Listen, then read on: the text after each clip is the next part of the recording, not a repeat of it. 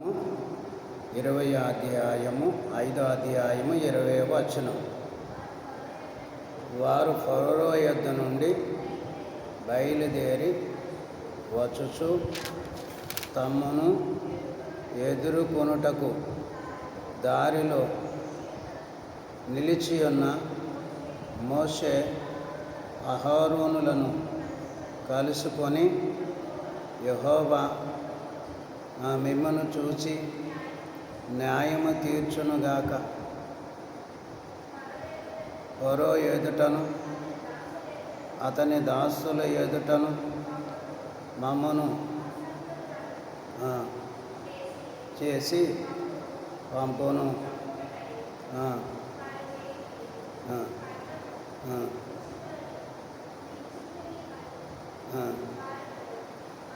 అనగా చాలు.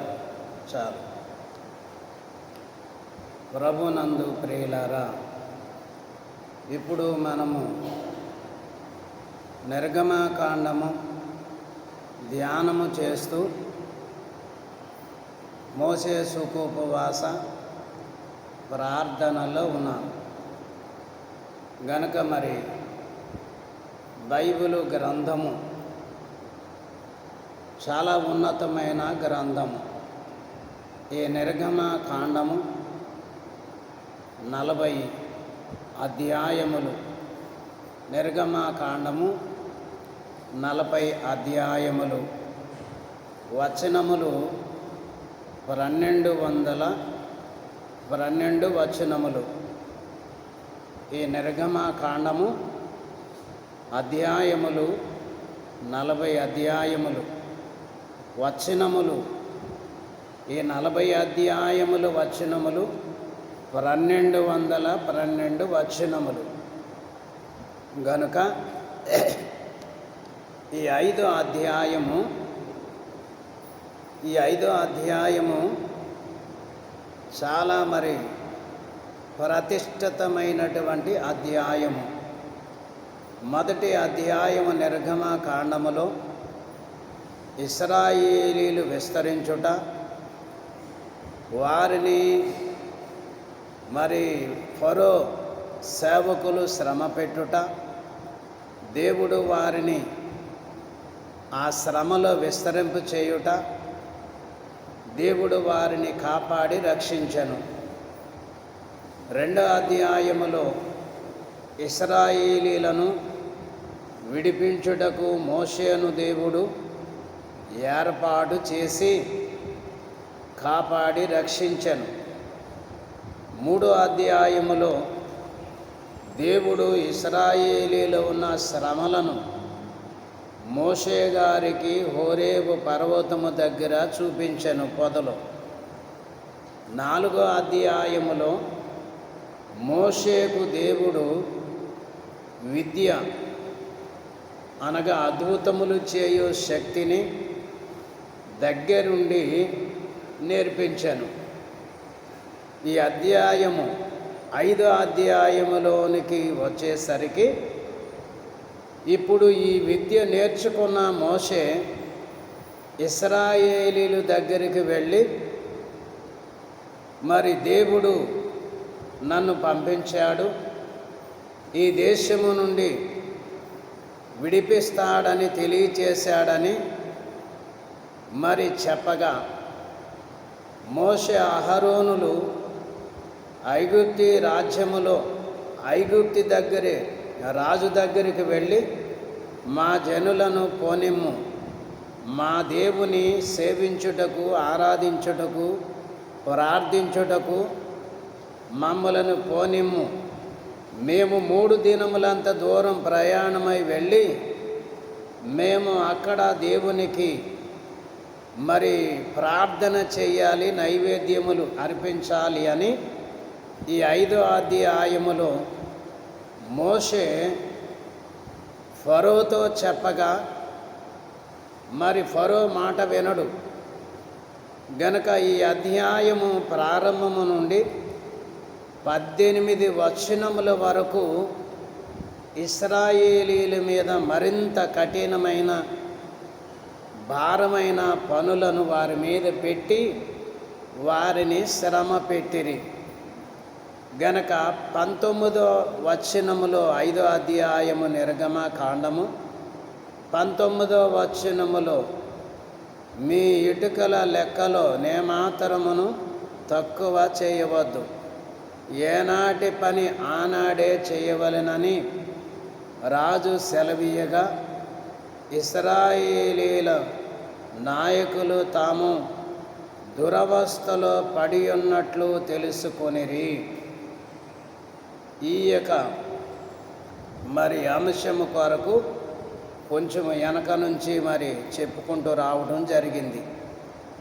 అలాగే ఈ వచనములో ఇశ్రాయేలీలు పెద్దలు, నాయకులు అందరూ కలిసి వారుంటున్న ప్రదేశము, వారుంటున్న వాతావరణమును బట్టి వారు ఎక్కడున్నారో వారి స్థితిగతులు వారికి అర్థమయ్యేటట్లుగా వారి మనస్సులకు దేవుడు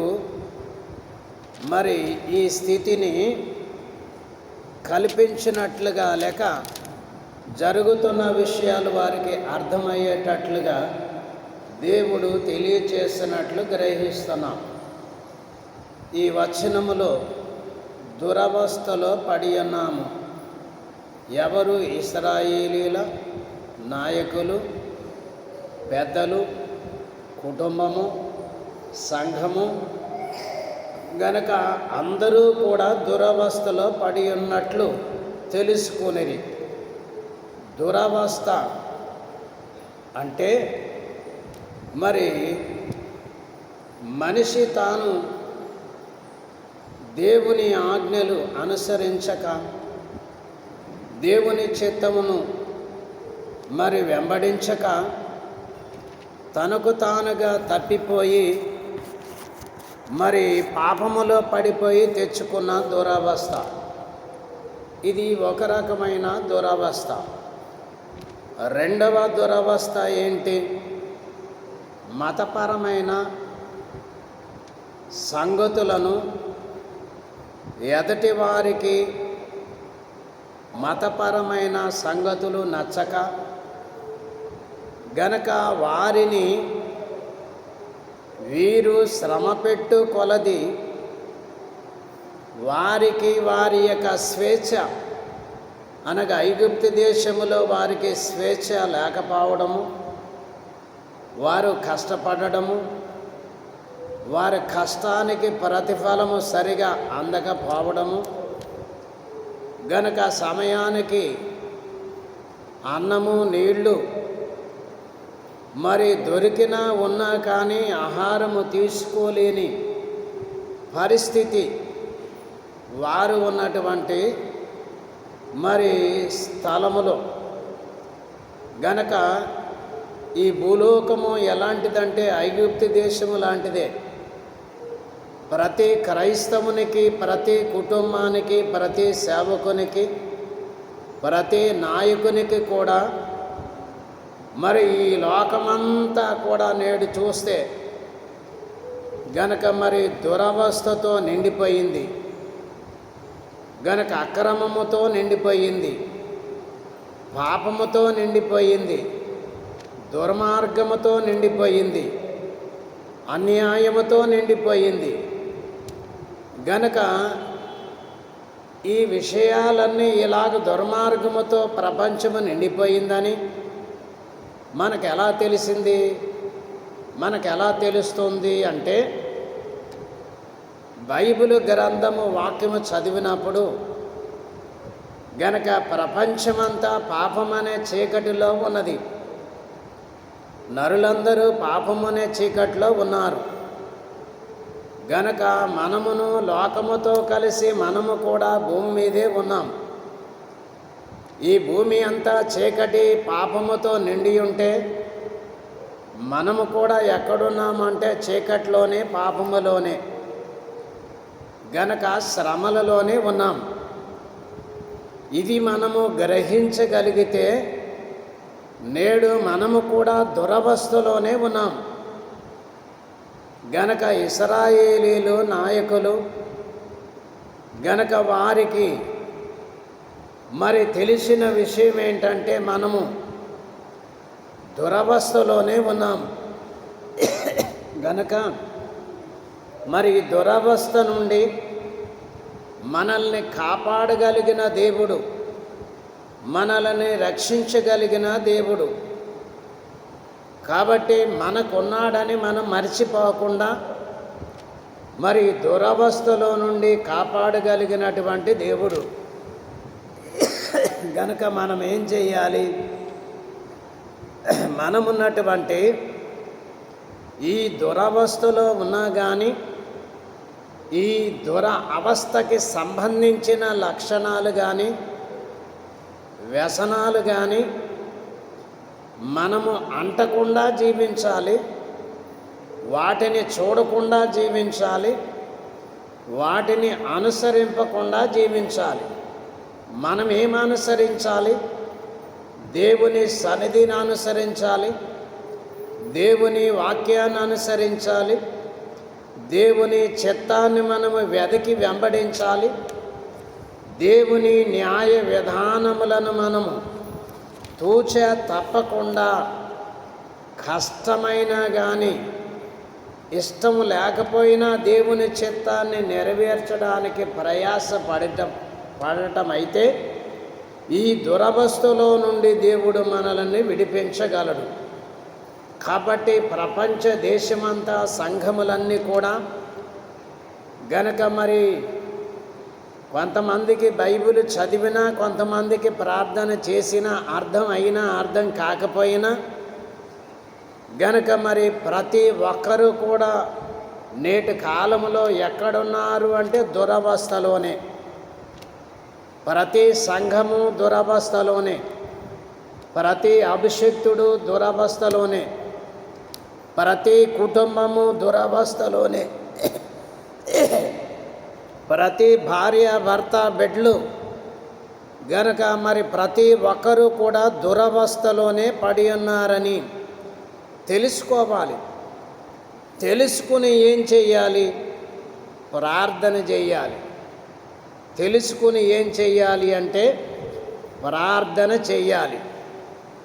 గనక మరి క్రైస్తవ సంఘము పాత నిబంధన కాలములోను ఇప్పుడు క్రొత్త నిబంధన కాలములో కూడా మరి అప్పుడు కాలమునకు తగిన శ్రమలు అప్పటి కాలములో ఉన్న సంఘానికి ఉన్నవి, ఇప్పటి కాలమునకు తగిన శ్రమలు ఇప్పటి కాల సంఘమునికి కూడా ఉన్నాయి.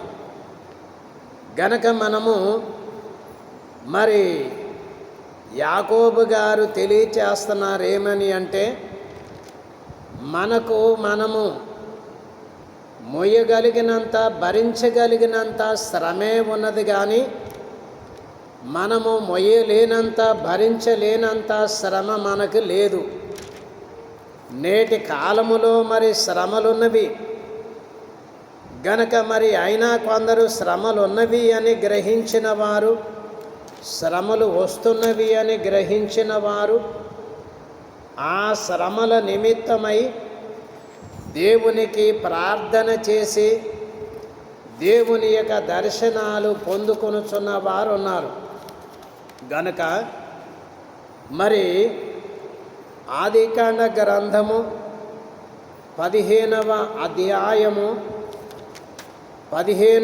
అధ్యాయములో గనక మరి 14వ వచనము చూస్తే మరి ఒక వచనము, వారు 400 ఏండ్లు వీరిని శ్రమ పెట్టుదురు, వీరు ఎవరికి దాసులవుదురో ఆ జనమునకు నేనే తీర్పు తీర్చుదును. తర్వాత వారు మిక్కిలి ఆశతో బయలుదేరి వచ్చెదరు. ఈ యొక్క మాటలు చూసినప్పుడు మరి వారు 400 ఏండ్లు అనగా ఒక కుటుంబముతో, ఒక వ్యక్తితో ఆరంభమైన ఈ శ్రమ గనక మరి ఒక కుటుంబములో ఆరంభమైన శ్రమ. మొదటిగా చూస్తే యోసేపు గారు గనక మరి ఐగుప్తు దేశానికి అమ్మబడ్డారు. ఇది యోసేపు గారి జీవితంలోనికి వచ్చిన శ్రమగా కనబడుతున్నా, ఇది ఇశ్రాయేలీల అందరి ఉపయోగార్థముగా వచ్చినటువంటి శ్రమే అని ఐగుప్తు దేశంలో పాలన చేస్తున్నప్పుడు యోసేపు గారు, మీరు నన్ను పంపించలేదు, దేవుడే నన్ను ఇక్కడికి పంపించాడని తెలియజేశాడు. ఆ యొక్క యోసేపు గారికి అన్నదమ్ములు శ్రమ పెట్టిన ఆ శ్రమ యోసేపు గారికి దీవెనగా మారింది. అలాగే యోసేపు గారి యొక్క మరి శ్రమలు ఈ అన్నదమ్ములకు కూడా ఏమైంది అంటే ఉపకారం అయ్యింది. గనక యోసేపు గారికి ఐగుప్తు దేశంలోనికి వెళ్ళిన తర్వాత యాకోబు కుటుంబీకులు 70 మందికి శ్రమ. గనక యోసేపు గారి ఒకడికి శ్రమ, ఆ తర్వాత యోసేపు అన్నదమ్ములకి శ్రమ, యోసేపు సంతానములో నుండి వచ్చిన 70 మందికి శ్రమ.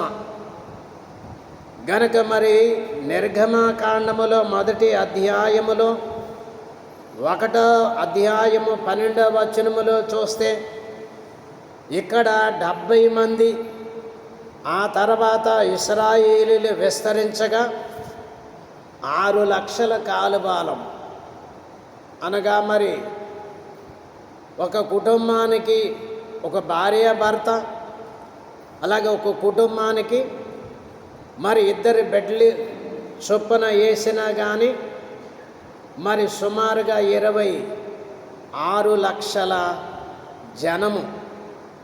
ఈ 26 లక్షల జనము మొదట యోసేపుకు శ్రమ, తర్వాత 70 మందికి శ్రమ, తర్వాత వచ్చిన గనక మరి ఈ యొక్క 6 లక్షల బలమైనటువంటి ఈ కుటుంబాలన్నిటికీ శ్రమ. ఇప్పుడు ఈ 6 లక్షల కుటుంబము గనక పెద్దలు నాయకులు అందరూ కూడా గనక మరి ఎక్కడున్నారు అంటే నాయకుల చేత పాలకుల చేత ఐగుప్తు దేశములో వీరి వంశముల మీద, వీరి యొక్క బిడ్డల మీద, వీరి బ్రతుకుల మీద, వీరి ఆరోగ్యాల మీద, గనక వీరి జీవన ఉపాధి యొక్క పరిస్థితుల మీద, వీరు జీవిస్తున్న ప్రాంత ప్రదేశములో అంతటి మీద కూడా ఈ యొక్క భారభరితమైనటువంటి శ్రమలు వీరి మీదకి వచ్చివేసినవి.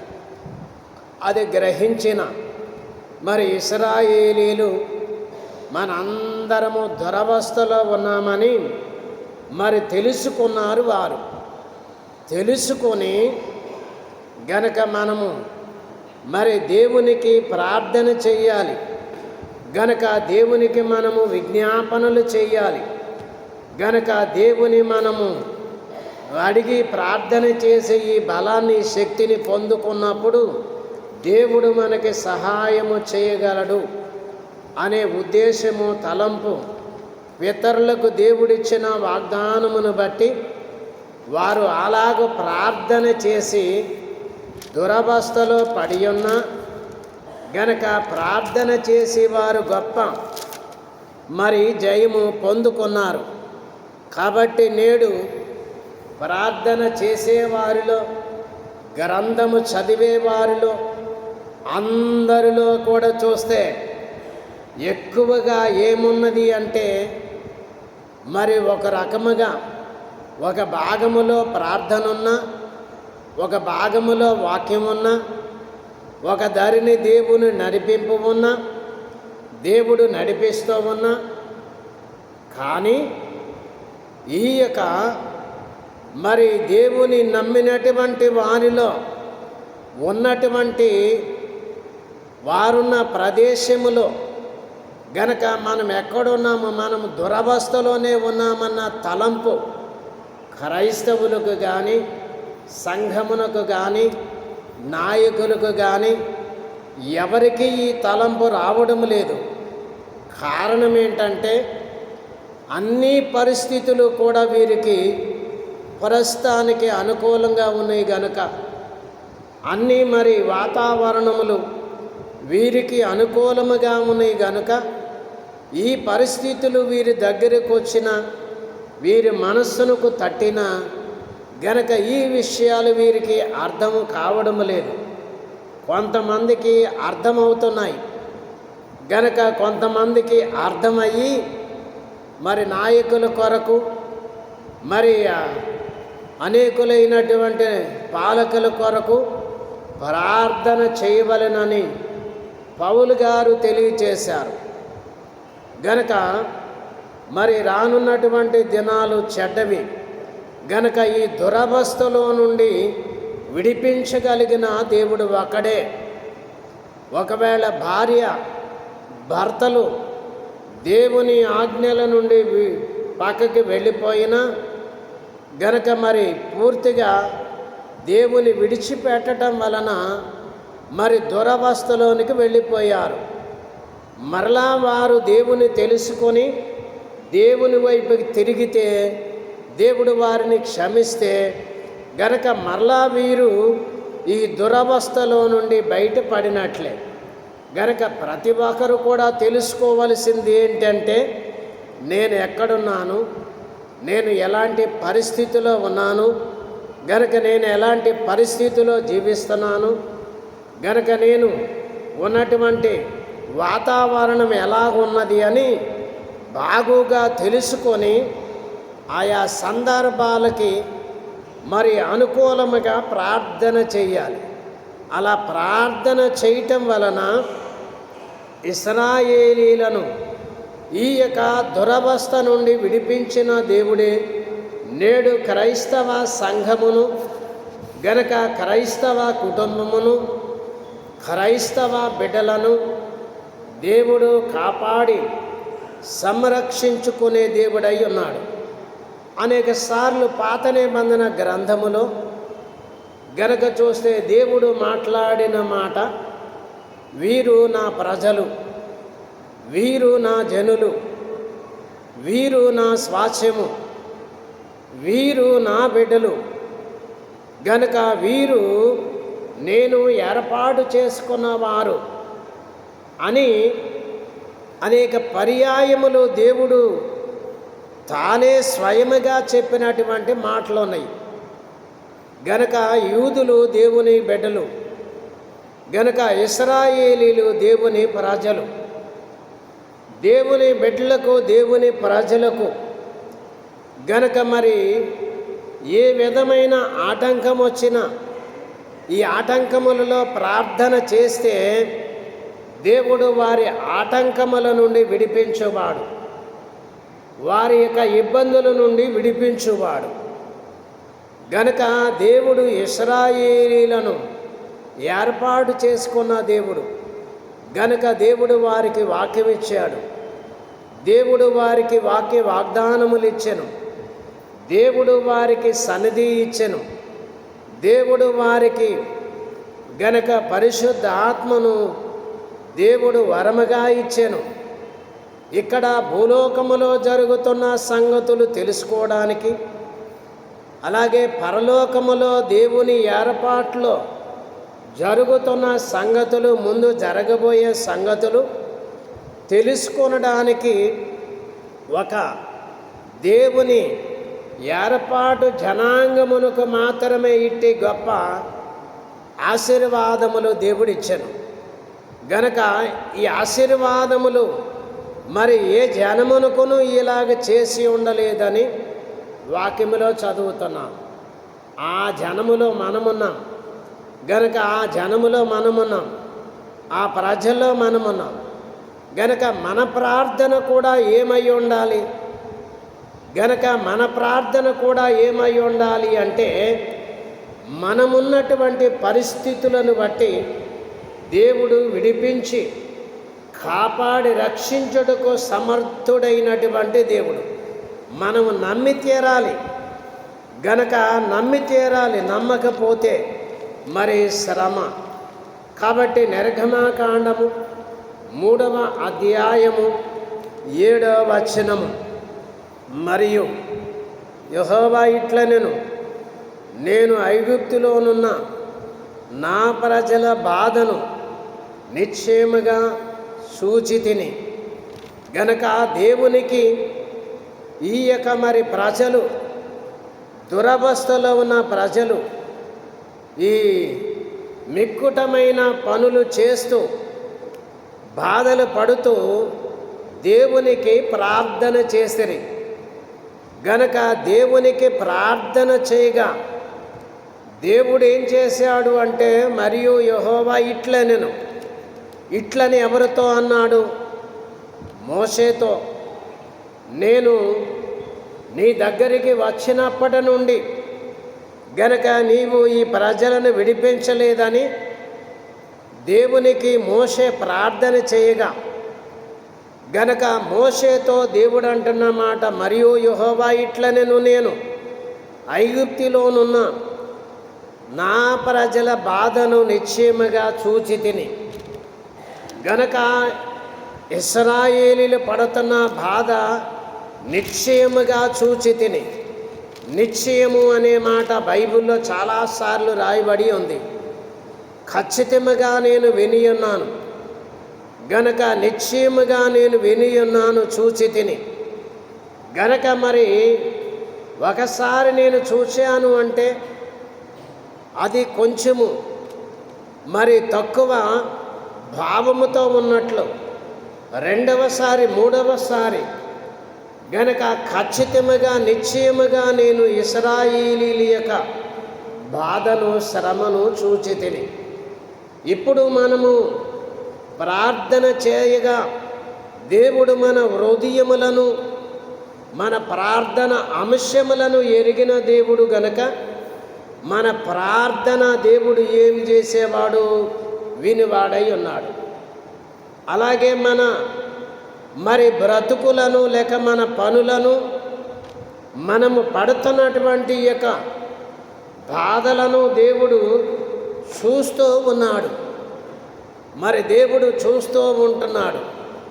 గనక చూస్తూ ఉన్నటువంటి దేవుడు ఊరికే ఉండడు. గనక వారిని ఖచ్చితంగా విడిపిస్తాడు. అలాగే జనులలో తమ్మును కష్టపెట్టు వారిని బట్టి వారు పెట్టిన మొరను జనులు ఏం చేశారంటండి? మామూలు వారు కాదు, నాయకులు, గొప్పవారు.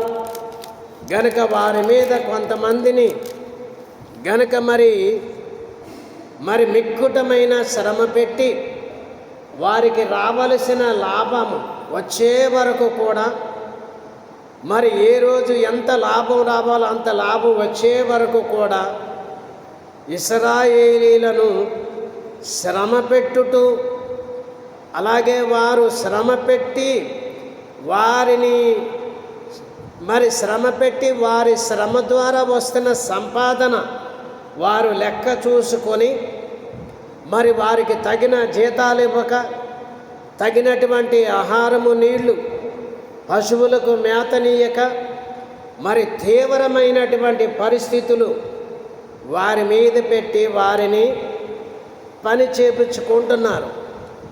ఇటువంటి శ్రమలో మరి ఇశ్రాయేలు నుండి తమ్మును శ్రమ పెట్టిన వారిని బట్టి వారు పెట్టిన మొర గనక దేవుడు అన్నాడు, మమ్మల్ని ఇలా శ్రమ పెడుతున్నారు.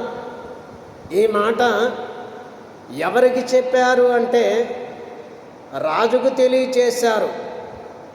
ఈ యొక్క ఫరో రాజుకి, తమరి దాసులు మేము పని చేస్తూ ఉన్నా మాకు గడ్డినియడము లేదు, గనక మరి విశ్రాంతి విరామం ఇయ్యడము లేదు, గనక శ్రమ పెడుతున్నారు అని వారు ఇశ్రాయేలీలు అందరూ కలిపి రాజు దగ్గరికి ఫిర్యాదు పంపించిన వారేం పట్టించుకోలేదు.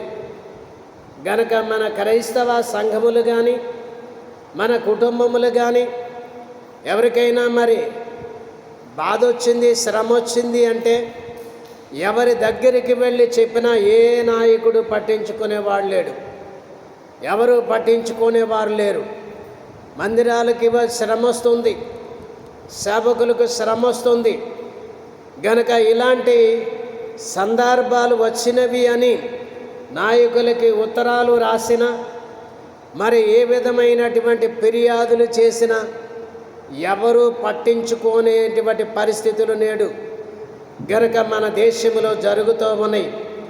కారణం ఏంటి అంటే గనుక వీరి వెనకాల ఉన్నటువంటి సాతానుడు, ఈ యొక్క ఐగుప్తి రాజు వెనకాల ఉన్నటువంటి సాతానుడు వీరి వంశములో బిడ్డలు వృద్ధి కాకూడదు, ఆహారము నీళ్లు ఇవ్వకూడదు, వారిని శారీరకముగా కృంగతీయాలి, వారిని శారీరకముగా మరి శ్రమ పెట్టాలి.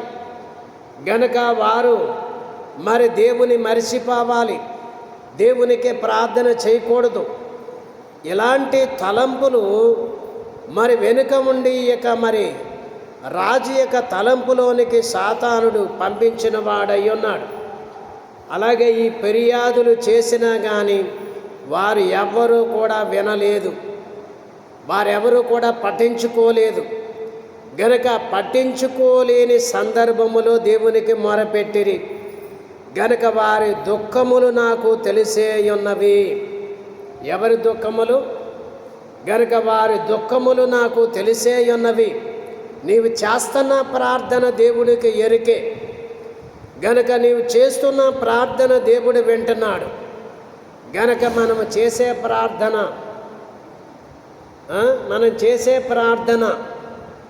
గనుక మరి మనము చాలా నమ్మకంగా ప్రార్థన చేయాలి, చాలా విశ్వాసముతో ప్రార్థన చేయాలి. గనుక చాలా పట్టుదల కలిగి ప్రార్థన చేయాలి. ఈ ప్రార్థనలు ఫలింపు చేస్తాయి. గనుక ఈ ప్రార్థనలు ఏం చేస్తాయంటే మరి మనం చేసిన ప్రార్థనలకు జవాబిస్తాయి. గనుక వారి దుఃఖములు నాకు తెలిసే ఉన్నవి. నువ్వు ఏ రకమైన ప్రార్థన చేసినా గనుక నీ ఇంటి కొరకు నీవు ప్రార్థన చేస్తే అది నీ కొరకు నీవు చేసుకునే ప్రార్థనే.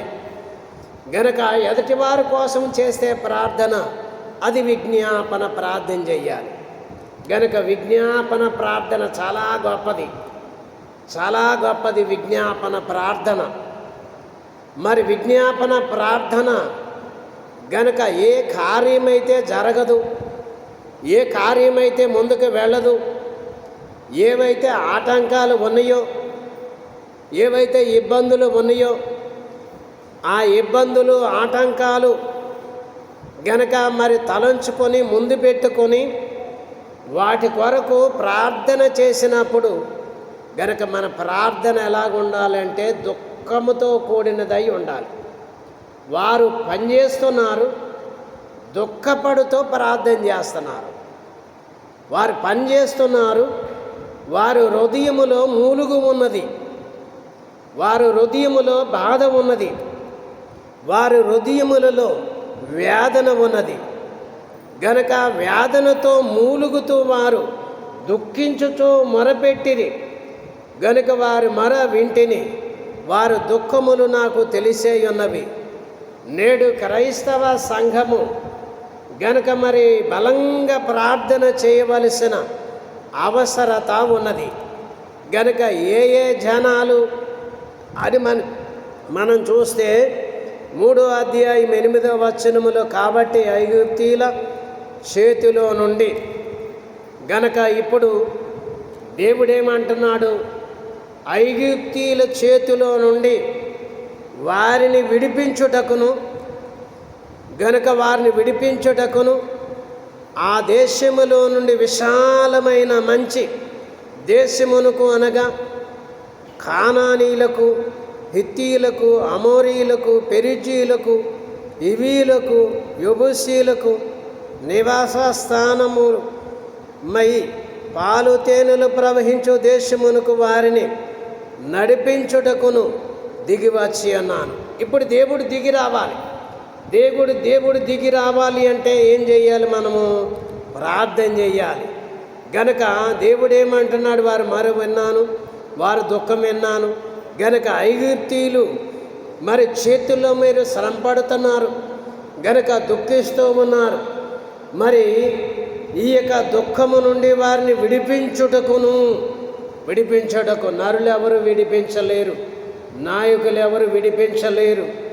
గనక ఇప్పుడు సర్వాధికారము కలిగిన దేవుడు, భూమికి ఆకాశమునకు సృష్టికర్త అయిన దేవుడు గనుక పరిపాలన ఆయనదే. గనుక భూమి మీద నరులకు ఎవరికైనా అవకాశం ఇచ్చాడంటే దేవుడు అవకాశం ఇచ్చాడు గనుక పాలకులయ్యారు. అలాగే మరి ఈ పాలకులు మరి సరిగా పాలన చేయకపోతే వారి లెక్క చూచేవాడని దానియేలు గ్రంథములో చదువుతాం. బెల్షాజరు మరి ద్రాక్షారసము యెరూషలేములో దేవాలయములో నుండి పరిశుద్ధ మందిరములో ప్రతిష్ఠితమైన ఆ బంగారు పాత్రలో ద్రాక్షారసం పోసుకుని త్రాగుచు బాగా మరి సంతోషముతో ఉన్నప్పుడు దేవుని హస్తం వచ్చింది, గోడ మీద రాత రాసింది. ఆ రాత ఆ దేశములో ఎవరు చెప్పలేరు గనుక దానియేలు అనే భక్తుడు, జ్ఞానవంతుడు, పరిశుద్ధుడు, దేవుని ఆత్మతో నింపబడినవాడు దానియేలుని తీసుకొచ్చారు. ఈ రాత ఏంటో మరి ఇలా జరిగింది, అప్పటి నుంచి నాకు మరి గందరగోళంగా ఉందని ఆ బెల్షాజరు రాజు చెప్పినప్పుడు ఏమీ లేదు, రాజు నీ లెక్క చూశాడు, నీ పరిపాలన లెక్క చూశాడు. తక్కెట్లో పెట్టి తూనికలో పెట్టి తూస్తే నీవు తూనికకి రాకపోతివి, సరిగా పాలన చేయకపోతివి గనుక దేవుడు నిన్ను ఈ పాలనలో నుండి తొలగించి వేశాడు అని పరలోకములో దేవుని యొక్క నిజమైనటువంటి మాట రాతపూర్వకంగా రాజుగారికి అందించాడు. వివరము తెలిసిపోయింది. అలాగే గనుక ఇక్కడ దేవుడు విడిపించుటకును గనుక మరి వారిని విడిపించడానికి నేను దిగివచ్చి ఉన్నానని దేవుడు చెప్పాను. గనుక దేవుడు దిగి వస్తే, దేవుడు కార్యములు చేస్తే ఎంత బాగుంటాయి. గనుక మరి ఈ యొక్క ఏర్పాటు దేశములో నివాస స్థానమై ఉన్న వీరిని గనుక మరి పారదోలి ఆ దేశాన్ని మీకు ఇస్తాను, ఆ ప్రాంతాన్ని మీకు ఇస్తాను. గనుక అక్కడ విశాలమైన దేశము, ఇక్కడ మీరు ఇరుకులో ఉండి మొరబెడుతున్నారు. దావీదు గారి కీర్తనల గ్రంథం 20 అధ్యాయం 1 వచనములో చూస్తే గనుక మరి ఆపత్కాలమందు ఉత్తరం ఇచ్చువాడు. గనుక ఆపత్కాలములో వీరు మొరపెట్టారు, ఇరుకులో ఉండి మొరపెడితే విశాలత ఇస్తానన్నాడు. ఇప్పుడు క్రైస్తవ సంఘమంతయు కూడా ఇరుకులోనే ఉన్నది. గనుక విశాలత కావాలి అంటే ప్రార్థన చేయాలి. విశాలతలోనికి మనం వెళ్ళలేము, కానీ మన ప్రార్థనను బట్టి, మన విశ్వాసమును బట్టి దేవుడు విశాలమైన స్థలములోనికి నడిపించువాడు. గనుక ప్రార్థన చెయ్యాలి. గనుక మరి ఆయన ఆ దేశమునకు వారిని నడిపించుటకును దిగివచ్చి ఉన్నాడు దేవుడు. గనుక ఆ దేవుడు మరి ఇశ్రాయేలీలను విడిపించడానికి దిగివచ్చి అన్నాడు. ఇక్కడ దేవుడు నేను దిగివచ్చి ఉన్నానని తెలియచేశాను. క్రొత్త నిబంధనలోనైతేను గనుక నేను పాపులను రక్షించుటకు క్రీస్తేసి లోకమునకు వచ్చితినని 1 తిమోతి పత్రిక 1 అధ్యాయం 15 వచనములు చదువుతాం. అనగా ఇక్కడ ఒక జనాన్ని విడిపించడానికి దేవుడు గనుక మరి దిగి వచ్చి మోషే ద్వారా గొప్ప కార్యములు చేసి విడిపించిన వారిని, ఇక్కడ సర్వ మానవ జాతిని రక్షించడానికి దేవుడు అందరి కొరకు కూడా శరీరధారిగా దిగివచ్చి చేయవలసిన ఈ యొక్క పాప విమోచన క్రయధనము మరి పాపానికి మరి అమూల్యము చెల్లించి పాపులను రక్షించను. కాబట్టి ఇప్పుడు పరలోకానికి దేవుడు వెళ్ళిపోయినా ఇప్పుడు కింద ఉన్నటువంటి సంఘానికి శ్రమలు. మొదటే మరి క్రీస్తు శకము మొదటి పర్యాయము గనుక 12 మంది శిష్యులు సువార్త ప్రకటించడానికి వెళ్ళినప్పుడు ఈ 12 మందికి మిక్కుటమైన శ్రమలు. అయినా వారు చంపేవారు వచ్చినా కానీ వారు తమ ప్రాణాలను లెక్క చేయక సువార్త ప్రకటించి దేవుని నామ ఘనత కొరకు జీవించారు. ఇది మహా గొప్ప శ్రమ. తరువాత కొన్ని దినాలకి మరి సౌలు వచ్చాడు. గనుక సౌలు వచ్చాడు సంఘాన్ని హింసించడానికి, నమ్మిన వారిని హింసించడానికి. దేవుడు దర్శించాడు. సౌలు పౌలుగా మారి ఎంతమందిని ఎక్కడైతే హింస పెట్టాడో వారందరి దగ్గరికి వెళ్ళి తన తప్పు ఒప్పుకొని దేవుని నామ ఘనత కొరకు సువార్త నిమిత్తమై గనుక ఎన్నో శ్రమలు పొందాడు, గొప్ప పరిచారకుడయ్యాడు. ఇక మిగిలినటువంటి సంఘానికి ఇప్పుడు శ్రమలున్నవి గనుక ఇప్పుడు ఈ సంఘము శ్రమలు జయించాలి అంటే ఎవరి మట్టికి వారే ప్రార్థన చేయాలి. గనుక ఎవరి మట్టికి వారు దేవునికి విశ్వాసికి ఉన్నటువంటి సంబంధము చాలా జాగ్రత్తగా దానిని పోగొట్టుకోకుండా కలిగిన దాన్ని గట్టిగా పట్టుకొని మరి దేవుని నామ ఘనత కొరకు ప్రార్థన చేయాలి. గనుక ప్రార్థన ద్వారానే మరి కుటుంబ రక్షణ, ప్రార్థన ద్వారానే మరి గ్రామ రక్షణ, ప్రార్థన ద్వారానే ప్రపంచమంతా కూడా క్షేమకరమైనటువంటి స్థితిలోనికి దేవుడు నడిపించేవాడు. దేవదాసయ్య గారు మరి తన అనుభవాల్లో తెలియజేసిన ఒక మాట ఏంటంటే, ఒక ఊరికి ఒక ప్రార్థన చేసే విశ్వాసి అయినా ఉండాలి. ఒక ఊరికి గనక ఒక విశ్వాసం ఉండాలి. ఒక పట్టణానికి ఒక మందిరం ఉండాలి. ఒక పట్టణానికి ఒక గ్రామానికి ఒక కుటుంబం ఉండాలి, ఒక సంఘం ఉండాలి. గనక ప్రార్థన చేయటానికి వీరు అవసరము.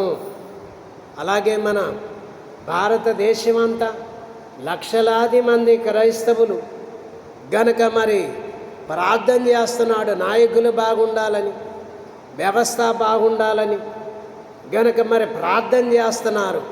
మరి వారి ప్రార్థన ఊరికనే పోదు, కానీ సమయం వచ్చినప్పుడు దేవుడు వారి ప్రార్థనకి జవాబు ఇస్తాడు. గనక మనము చేసే ప్రార్థన వలన మన దేశానికి క్షేమము మరి రాబోతుంది.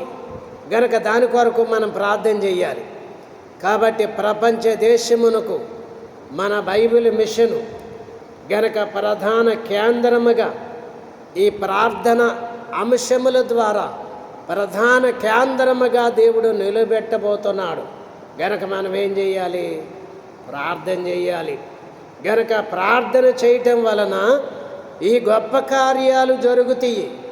ప్రార్థన చేయటం వలన దేవుడు గొప్ప కార్యాలు జరిగిస్తాడు.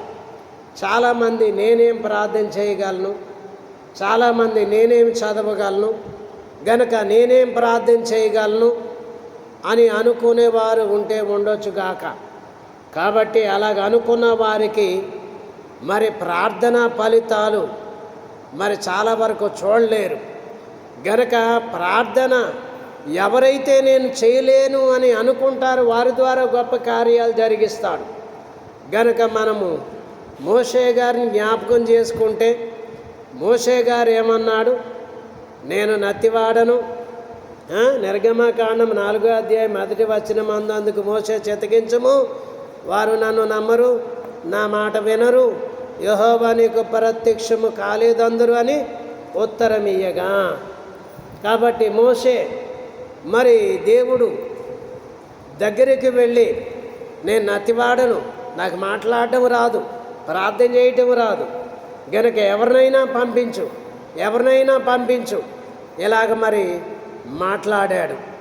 గనక ఇలాగ మాట్లాడినటువంటి మోషేకు నోరిచ్చిన వాడు నేనే, కొందరు గుడ్డివారుగా నత్తివారుగా పుట్టించిన వాడు నేనే. కాబట్టి నీవు బాగా మాట్లాడగలవు, నీకంటే బాగా ఆహారోను మాట్లాడగలడు అని దేవుడు మరి గొప్ప విషయాలు మరి బోధించి నేర్పించి గనక ప్రార్థన చేయటానికి శక్తివంతమైన ఒక బలమైనటువంటి ఆయుధముగా దేవుని చేతిలో మోషే నిలువబడే వరకు మరి దేవుడు విడిచిపెట్టలేదు, ప్రార్థన చేస్తూనే ఉన్నాడు. గనక ఇప్పుడు అర్థం కాలేదు గనక నాకు చేత కాదు, నేను ప్రార్థన చేయలేను అని అంటున్నాడు. ఈ అంశాలన్నీ అర్థమైన తర్వాత మోషే ఏమంటున్నాడు? దేవుడు దిగి వచ్చాడు, ఈ గొప్ప కార్యాలు ఇశ్రాయేలీలకు మరి దేవుడు తను తానే కనపరుచుకుని అద్భుత కార్యాలు చేసి వారు దేవుడు తెలుసుకునేటట్లు చేసి విడిపించాడు. గనక నడిపించుకుంటూ వెళుతూ ఉన్నప్పుడు ఇశ్రాయేలీల మార్గములో గనుక దేవునికి విరోధముగా తప్పు చేశారు, పాపం చేశారు. అప్పుడు దేవుడు మోషే, నువ్వు ప్రార్థన చెయ్యొద్దు, వీరిని నశింపచేసి నిన్నొక గొప్ప జనంగా చేస్తాను, నిన్నొక గొప్ప ఏర్పాటు జనముగా చేస్తాను అన్నాడు. గనక ఇప్పుడు మోషేకి అర్థమయ్యింది ఏంటి అంటే ప్రార్థన. ఏమని ప్రార్థన చేస్తున్నాడు? దేవా, వీరిని ఏమన్నా నేను కన్నానా? నేనేమన్నా కన్నానా? నీ జనమే, నీవన్నావు కాబట్టి నీ జనమే, గనక నీ ప్రజలే. గనక వీరు ఈ అరణ్యములో గనక చనిపోతే నిన్ను అన్యులు దూషిస్తారు, అనేకులు నిన్ను గనక చిన్నగా మాట్లాడతారని ఎంతో తగ్గించుకొని దేవుని కోపాన్ని తగ్గించి ఉగ్రత రాకుండా ప్రార్థన చేశాడు. గనక మనం ప్రార్థన చేస్తే దేవుడు క్షమించేవాడు, గనక వృద్ధి చేసేవాడు. దేవుడు క్షమించి వృద్ధి చేసేవాడు. ప్రార్థన చేయాలి. మనం ప్రార్థన చేయటం వలనే ఈ గొప్ప కార్యాలు జరుగుతాయి, ప్రార్థన వలననే సాధ్యమవుతాయి. గనక ప్రార్థన చేయాలి. కాబట్టి ప్రార్థన ఎంత గొప్పది అంటే అంత గొప్ప కార్యములు జరిగించేది. కాబట్టి చివరిగా ఒక విషయం చెప్తాను, జరిగిన విషయమే గ్రహించుకోనండి. ఏంటి అంటే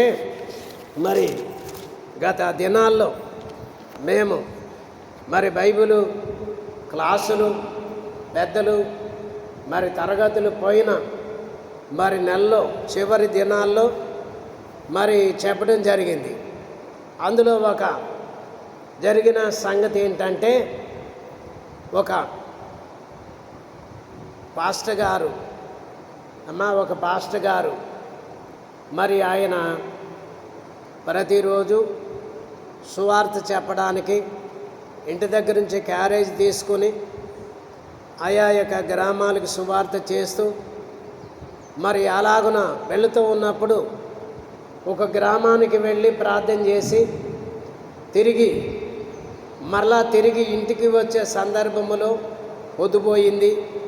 వాతావరణం కొంచెం వర్షము, గాలి, మబ్బులు వేయటం వలన ఇతను ఊరు బయట ఉన్న ఒక చిన్న రేకు షెడ్ లాంటిది ఉంటే ఆ రేకు షెడ్లోనికి వెళ్ళి భోజనం చేసి అక్కడే పడుకొని తెల్లవారుజాము 3 గంటలకు లేచి ప్రార్థన చేస్తున్నాడు. 3 గంటలకు లేచి మోకరించి ప్రార్థన చేస్తున్నాడు. 3 గంటలకి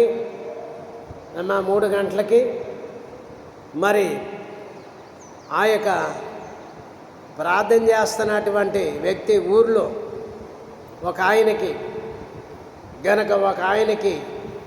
ఓ రకమైనటువంటి తన హృదయములో తన మనసులో అనగా గలిబిలి కలిగించే విషయాలు వచ్చి అతనులో ఆ తలంపులు కలిగి ఏం చేశాడంటే ఊరు మందిని అందరినీ కూడా నేను మంటల్లో పడి కాలిపోతున్నాను, మీరందరూ చక్కగా నిద్రపోతున్నారని ఊరంతా తిరిగి ఊరు మందిని అందరినీ కూడా ఏం చేశాడంట, నిద్రలో ఉన్న వాళ్ళని ఎగ్గొట్టుకొచ్చాడు. సరే 3 గంటలకు మొదలు పెట్టాడు కనుక 6 అయ్యింది, 7 అయ్యింది. ఇలా 7 అయ్యేసరికి ఊర్లో ఉన్నవారందరూ, ఆ ఊర్లో ఉన్న పెద్ద ఆయన మొదట లేపిన ఆయన గనక ఎటు వెళ్తే అందరు వెనకాల వెళ్తూ ఉంటే అందరూ కూడా అక్కడికి వెళ్ళటం జరిగితే అక్కడ ఏం చేస్తున్నాడు ఆయన, 7 అయినా 8 అయినా ప్రార్థన చేస్తున్నాడు.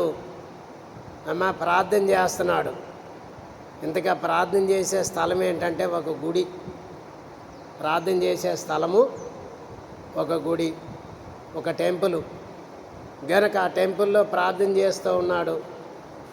వీరందరూ వెళ్ళి ఏం కనుక్కున్నారంటే, పరాయి ఊరు మనిషి మా ఊర్లోకి వచ్చి ఈ టెంపుల్లో ప్రార్థన చేస్తే ఆ టెంపుల్లో ఉన్నటువంటి మరి వారు అనుకునే ఆరాధించేటువంటి దైవము వారిలోనికి మరి ఎందుకు అతన్ని ఆపు చేయలేకపోయింది, ఎందుకు అతన్ని బంధించలేకపోయిందని కొంతమంది ప్రశ్న వేసుకొని గనక యేసయ్య అది గొప్ప దేవుడని కొంతమంది అంగీకరించారంటండి. ఇది మన బైబిల్ మిషన్లో జరిగిన సంగతి అమ్మా. ఇలాగున మనం ప్రార్థన చేస్తే దేవుడు చేయలేని కార్యం అంటూ ఏమీ లేదు. కాకపోతే మరి ప్రార్థన చేయటానికి ఏముండాలి అంటే విశ్వాసం ఉండాలి, పరిశుద్ధత ఉండాలి, పట్టుదల ఉండాలి, మంచి విజ్ఞాపన ప్రార్థన చేయాలి. వాళ్ళు ప్రార్థన చేస్తున్నారు, నాకెందుకు, నేను ప్రార్థనకి వెళ్తున్నాను వస్తున్నాను, ఇంతే. ఇలాగే కుటుంబాలు సమాధానంగా ఉండవు, బ్రతుకు సమాధానంగా ఉండదు. గనక మరి విచ్ఛిన్నమైనటువంటి పరిస్థితులు సాతానుగాడు లోపలికి తెచ్చిపెడతాడు. గందరగోళం పరిస్థితులన్నీ తారుమారైపోయే పరిస్థితులు ఇవి ప్రతి కుటుంబంలో నేటి కాలంలో చూస్తున్నాం, జరుగుతూ ఉన్నాయి. కాలమానాన్ని బట్టి గనక మరి ప్రశ్న వేసుకుంటే దీనికి కారణములు మరి ఎవరు స్థితికి వారికే అర్థమవుతాయి. గనక ప్రార్థన చేయాలి, ప్రార్థన చేయండి. గనక ఈ ప్రార్థన వలన మరి ఎవరికి రక్షణ లేదో వారికి రక్షణ వస్తుంది, ఎవరికి దేవుడు కనపడాలో వారికి కనపడతాడు, ఎవరిని దేవుడు ప్రేరేపించాలో వారిని ప్రేరేపిస్తాడు. గనక మన ప్రార్థన వలన ఇప్పుడు ఏమవ్వాలి, మన ప్రార్థన వలన ఏమవ్వాలి అంటే మరి ఈ యొక్క భూమి మీద ఉన్నటువంటి దురవస్థ ముందు చూసారా, మానవులను అల్లుకున్న పాపము, దురవస్థ, శ్రమలు ఇవన్నీ కూడా తొలగిపోవాలి అంటే ప్రార్థన చేయాలి ప్రార్థన చేయాలి.